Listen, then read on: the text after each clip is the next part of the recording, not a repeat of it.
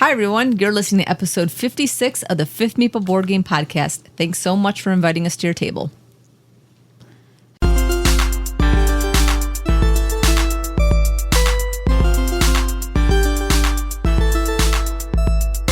Hello, everyone, and welcome to another episode of the Fifth Meeple Board Game Podcast. We're a group of diverse friends who offer our takes on the latest and greatest board games to hit our table.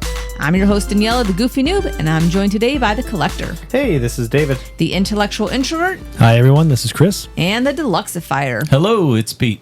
All right, step right up, everyone. And today's mini Meeple episode is like a 3-ring circus, and today we got 4 little Looney Tune rings sitting around this table as we discuss the small box card game Scout. The big top is up, and I think I hear the ringmaster, so let's get to it.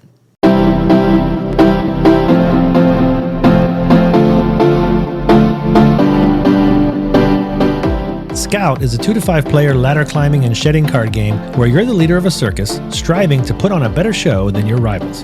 The deck consists of 45 cards, each with 2 different numbers on them between 1 and 10, one on each end of the card. At the start of each round, you're dealt a hand of cards. When you pick up these cards, you cannot rearrange their order. The cards must stay in their original positions. At this point, and only this point in each round, you can flip the orientation of the entire hand, but from that point forward, the cards stay where they are. On your turn, you have 2 choices. You can scout a player from another circus into yours, or you can put on a show. When you show, you take a group of cards from your hand and place them in the table in front of you. These cards must all be adjacent in your hand, and you cannot rearrange them when you play them. They also must be a group of either the same number, which I'll call a set, or consecutive numbers in either direction, which I'll call a run. When you show, your show must be a better show than the one currently on the table, which means it must contain more cards, or if it contains the same number of cards, it must have a higher number involved, or be a set instead of a run. When you show, you take the cards from the table's previous show and place them face down in front of you. If you cannot or do not want to show, then you can scout. To scout, choose a card from either end of the current show on the table and place it anywhere in your hand in either orientation. When you do this, the person whose card you took earns a scout chip. Once per round, you may scout and then show in the same turn. The round ends when a player runs out of cards or when all other players are unable to beat someone's show. Players then earn points for each card from shows they beat and for each scout chip they earned, and lose points for each card left in their hand unless they were the player that ended the round. After a number of rounds equal to the player count, the player with the most points wins the game and runs away with the circus.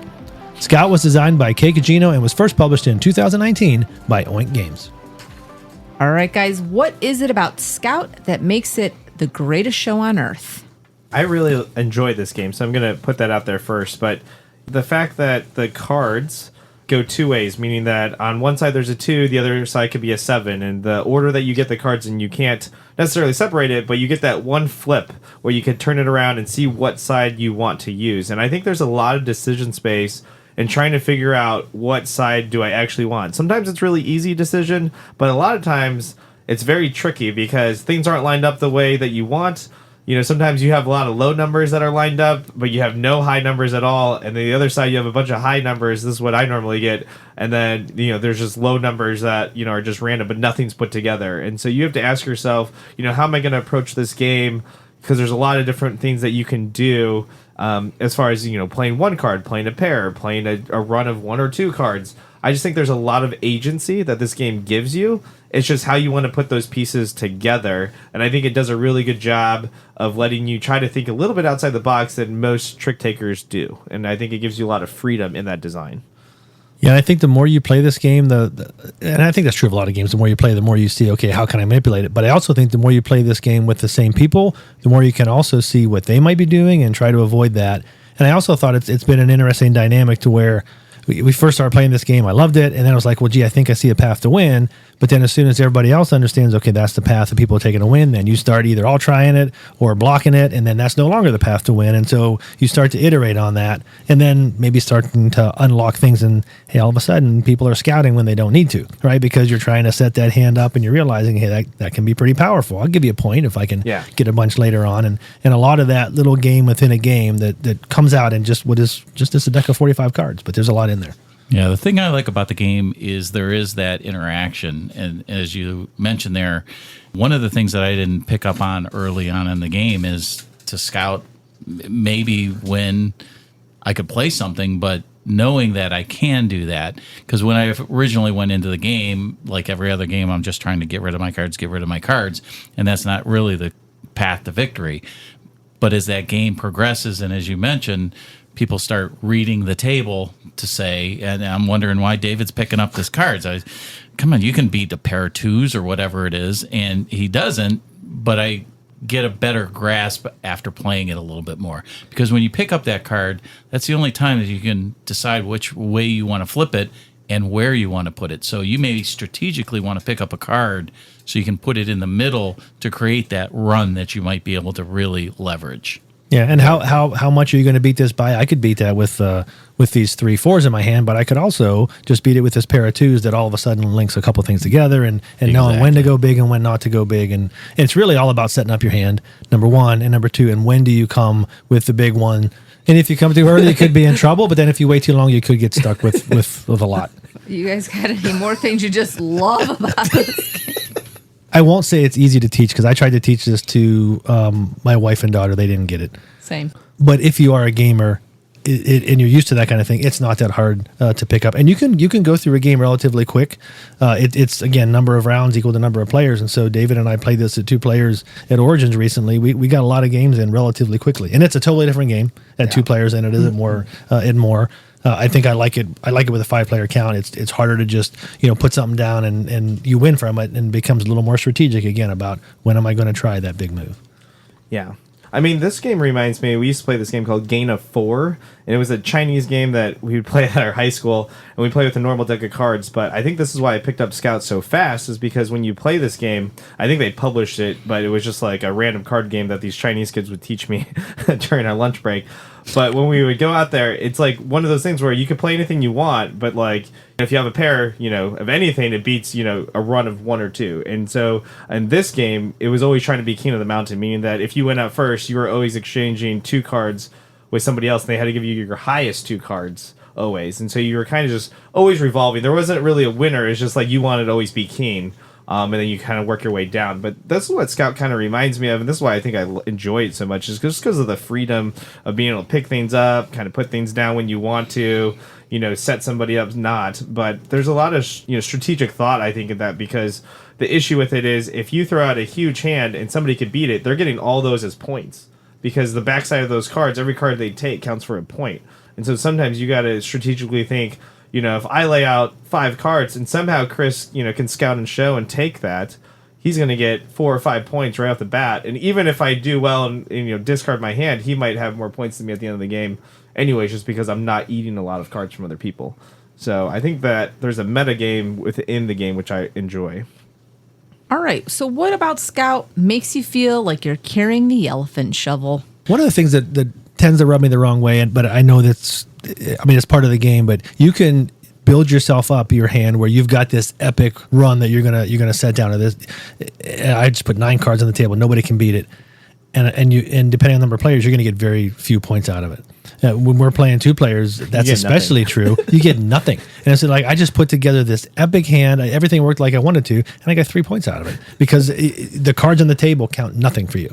And so if you are playing with more players, every time someone scouts, you get that chip. But for the most part, that's just lost points that you won't get back. And again, I understand it's part of the game, but it catches me every single time. I'm like, well, yeah, that was just the epic turn that was totally worthless. Yeah. The first few times I played this, the one thing I was a little confused on, and again, I'm not sure if it was the teach or whether I just wasn't paying that close attention, is that scout and show.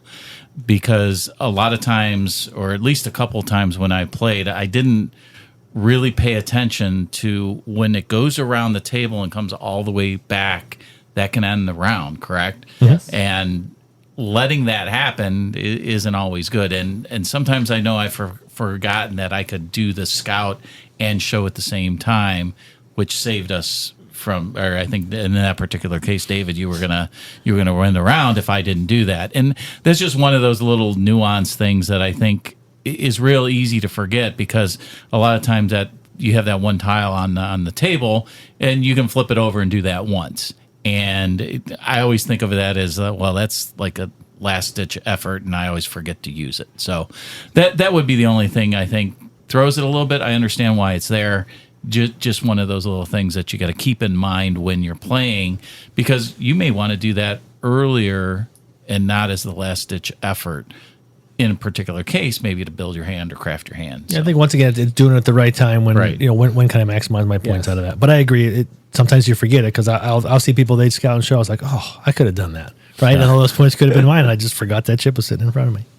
Last thing I'll say is, and I think this is an oink game thing, but that box is tiny. That's good for moving it. But you really got to work to get it all back in that box. And then probably when you take it out of the box, things are going everywhere. David's got his in a bag, but as a result, that box doesn't close all the way. My box closes all the way, but as soon as I open it up, things are going everywhere. So it can be tough. But again, who's going to complain? It's a nice little compact little guy. I mean, I think the rule book, I know Chris and me were reading it for the 2-player game. I think it's a little confusing. Some of the stuff I feel more than a little. I feel like doesn't make sense. I think maybe it needs a rewrite up because it's almost like the 2-player game is completely separate from the actual Scout game if you play with 3 or more. It's like almost its own game. And we had to just make some assumptions and say we're just going to play it this way because we can't couldn't find figure the it out. examples in the book. So. Yeah. This is another game, too, where keeping your hand in the same order, if you're not used to paying attention to things like that, I know a lot of people are used to shuffling their hand and playing rummy or whatever, rearranging your cards. Again, if you're teaching this to somebody new, that's one thing that you really got to keep in mind and let them know because, like I said, you can pick up the card and put it in place, but you can't rearrange it afterwards. So when you're teaching it and you're playing it, that's one thing to keep in mind that I would say is kind of a little unique about the game, but that's what makes the game special. All right, guys, as the final act, we're going to have the 3 of you give your overall ratings on Scout. So on a scale of 1 to 5, with 5 being a fifth meeple recommendation to buy it and 1 being a recommendation to burn it, where does Scout rank for you? Chris. I like this game a lot. When I first played it, I would have said it's a 5. And then I got to the point where I was like, well, gee, I think there's an obvious way to win it. And then the more I play, I was like, nope, that's not obvious. And get into all the things I already talked about. This has always been either a 5 or a 4 for me. I'm stretching it out because I'm deciding where am I going to go in the end. And I think because it doesn't quite have that full appeal for the type of game it is. Where again, I just can't get my wife to understand this game or some other folks. It's a 4 for me. It could easily be a 5. If my wife was a gamer, it'd be a 5. She's not, so it doesn't quite fit that. And for the kind of game it is, it's a 4 for me. I enjoy playing this game. Again, we played it 6 times over a 4-day period as a great time filler at Origins. And if you want to play this game, deal me in. I'll play it, and I'll enjoy every minute of it. All right, thanks. Pete.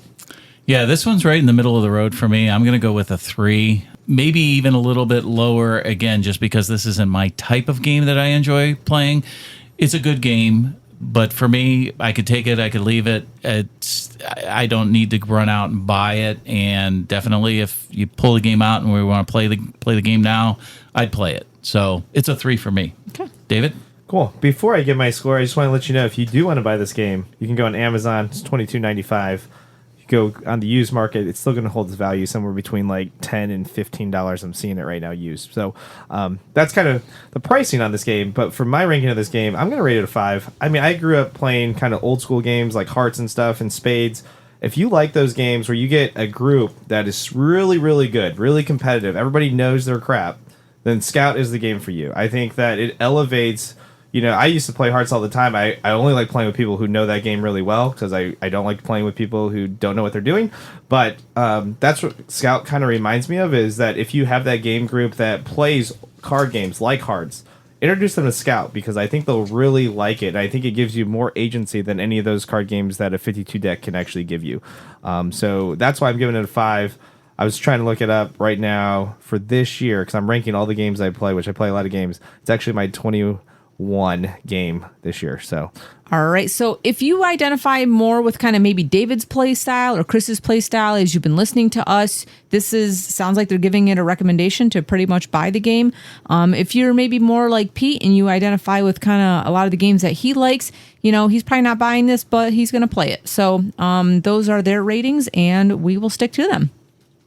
Well, that brings us to the end of this mini episode of the Fifth Meeple Board Game Podcast. We hope you enjoyed our discussion on Scout. And if you'd like to get in touch, just email us at thefifthmeeple@gmail.com or reach out to us on social media. Of course, if you like our show, we'd love it if you'd give us a 5-star review to help us grow.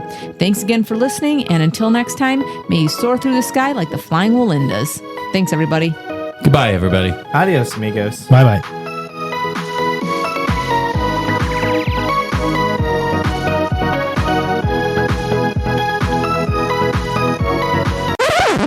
Yoink. You know, and if you too early, you're going to be. Chris. That's actually a true statement, though.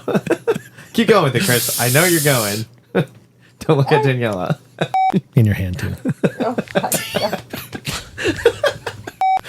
touch me with that hand. Where were we?